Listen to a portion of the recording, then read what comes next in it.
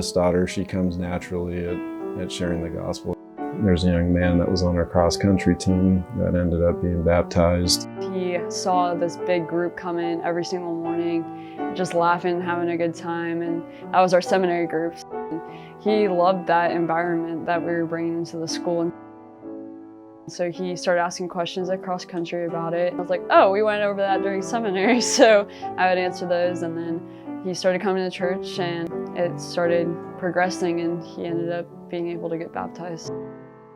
I think when we bring anybody into the gospel, you feel that happiness for them. And so I just think it's amazing that she will not be afraid or ashamed to express that she loves the Lord. My grandma's the reason why my grandpa's part of this gospel. She was brave enough to be like, hey, if you want to get married to me, like this is who I am, this is who I want to be. I think that's where it's come from, not just my parents, but my grandparents and the life that even my grandpa lives now. I'd say that he's always been a really good example to me of how to live the gospel. He's a great missionary himself, and I really look up to him for the man that he is.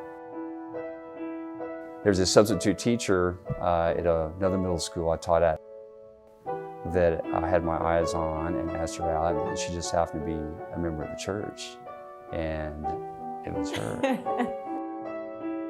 She was a great example, and I think after, I don't know, first, second date or so, kind of gave me a Book of Mormon, and the rest is history.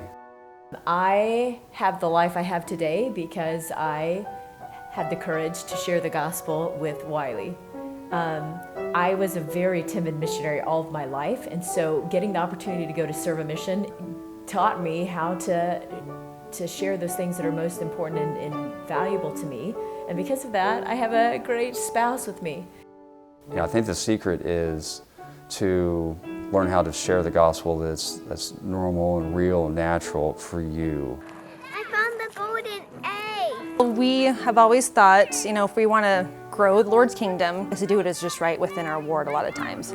We tried to have a gospel sharing home and tried to establish a friendship outside of church.